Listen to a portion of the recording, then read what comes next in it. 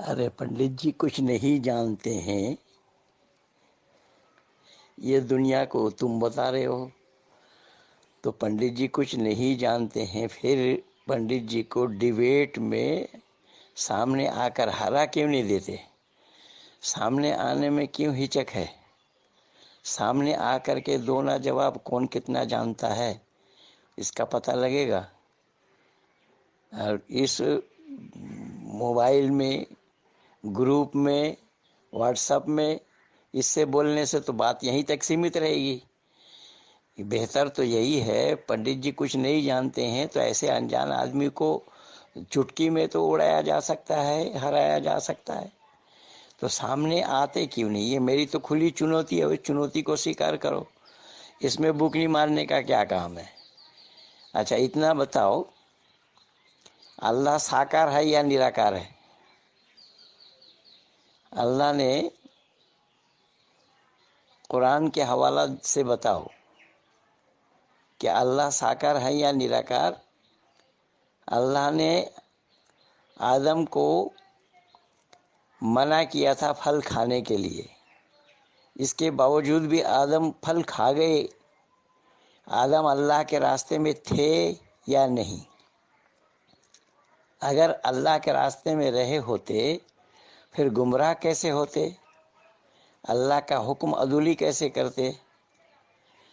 और अगर अल्लाह के रास्ते पे थे तो ये संभव ही नहीं था। कुरान से इसका हवाला दो, एक सवाल का जवाब दे दो तो फिर पता लगेगा कितना जानते हो, कितने जानकार हो। सामने आओ, इसमें बुकनी मारने से कुछ लाभ होने वाला नहीं है। तुम कुछ बोलोगे, मैं कुछ बोलूँगा, उससे बात बनने वाली नहीं है। सामने आकर के डिबेट करो। मेरी तो खुली चुनौती है, मैं केवल दो सवाल कर रहा हूँ। ईश्वर और अल्लाह दोनों एक है या अलग है? अल्लाह और ईश्वर में भेद क्या है? कुरान ईश्वरीय ज्ञान है या वेद ईश्वरीय ज्ञान है? सत्य सनातन वैदिक धर्म है या इस्लाम कोई धर्म है? इसे सिद्ध करो सामने आकर के। कितना जानकार हो, कितना पढ़े हो, पता लग जाएगा। सामने आओ। अस्सलामु अलैकुम वरहमतुल्लाहि वबरकातुहू। ये हमारे मुर्तद पंडित महेंद्र पाल आर्या जी, जिन्होंने मुझे, जो मैंने पंडित जी को 16वां जवाब जो दिया था, आप चेक कर सकते हो मेरे यूट्यूब चैनल इस्लाम धर्म की सत्यता पे।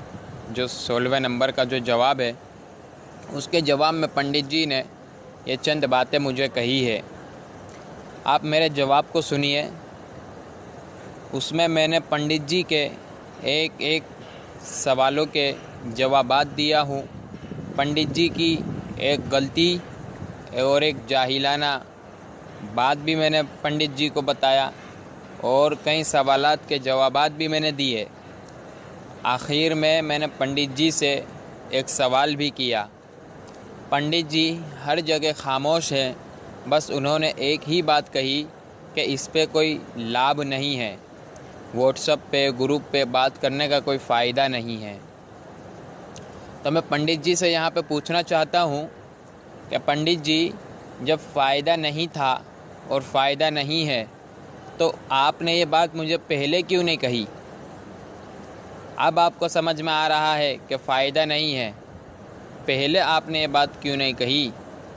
मेरे भाइयों, हकीकत ये है कि पंडित जी पहले मुझे उन्हीं लोगों में से समझ रहे थे जिनकी आज तक पंडित जी वीडियो बनाते चले आए, कॉल रिकॉर्ड करते चले आए हैं और उनको अपने चैनल पे अपलोड करते रहे हैं, उन्हीं में से समझ रहे थे। मगर अल्हम्दुलिल्लाह अब पंडित जी को भी महसूस हुआ है कि ये उनमें से नहीं है, ये जवाब देने वालों में से है। इसलिए पंडित जी पेतरा चल रहे हैं कि सामने आओ, इस पे बात नहीं बनने वाली है। तो जब भाई बात इस पे नहीं बनती है तो आपको पहले कहना चाहिए था, अब आप क्यों कह रहे हो? तो जब अब बात नहीं बनने वाली, पंडित जी ने अपना नज़रिया रखा, फिर उसके बाद में 2 सवाल भी मुझसे कर दिए, अपना नज़रिया खुद अपने सवालों से तोड़ दिया। आपका नज़रिया बाकी रहेगा या सवाल बाकी रहेंगे। जो पंडित जी ने 2 सवाल मुझसे किए हैं कि अल्लाह निराकार है या नहीं, या हज़रत आदम अलैहिस्सलाम अल्लाह के रास्ते पे थे या नहीं, तो पंडित जी ने अपना नज़रिया रखा कि इसके ऊपर कोई फ़ायदा नहीं है, फिर उसके बाद में सवाल भी कर दिया। तो मालूम हुआ कि पंडित जी चाहते तो हैं कि कहीं कुछ ये चुप हो जाए, कहीं मेरे सवालों में ये उलझ कर रह जाए, फंस जाए, मगर पंडित जी वो होने वाला तो नहीं है इंशाअल्लाह। मगर समझने की बात यहाँ पे ये है कि पंडित जी के पास अगर हमारी ऑडियो का जवाब होता तो पंडित जी उसका जवाब देते। पंडित जी को फ़ायदे और लाभ से कोई ताल्लुक़ नहीं है, पंडित जी को तो बस अपनी बात आगे रखने से ताल्लुक़ है। अगर फ़ायदे से ही पंडित जी को ताल्लुक़ होता तो उन्होंने जो अपना नज़रिया रखा था कि उसके ऊपर कोई फ़ायदा नहीं है, तो फिर पंडित जी उसके बाद उस पर कायम रहते, फिर बाद में 2 सवाल मुझसे ना करते, और अगर करते तो सवाल करने का पंडित जी को हक़ नहीं था, बल्कि पंडित जी को चाहिए था कि वो पहले मेरे सवालों के जवाब दें। तो बहरहाल पंडित जी आपने जो 2 सवाल पूछे हैं, तो मैं आपको बता दूं, ये भी पंडित जी की एक बेउसूली है।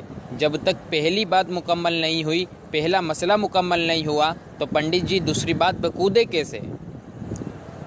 तो पंडित जी आप पहले इस बात का इकरार कीजिए कि मैं आपकी बात को मानता हूँ, मेरी फ़ला गलतियाँ थी, मैं उन सारी बातों को स्वीकार करता हूँ, अब मैं दूसरे सवाल पे आता हूँ, फिर इंशाअल्लाह मैं आपके इस सवाल का जवाब दूंगा। तो मेरे भाइयों, पंडित जी की घबराहट इसके अंदर हमने खुले तौर पर महसूस की है, और इसी तरह जितने भी पंडित जी के एतराज़ात हैं उसके जवाबात हमारे यूट्यूब के चैनल इस्लाम धर्म की सत्यता पे दिए जा रहे हैं, उसमें आप जुड़िए, उसको आप सब्सक्राइब कीजिए, इंशाअल्लाह बड़ा नफ़ा होगा। जज़ाकल्लाह।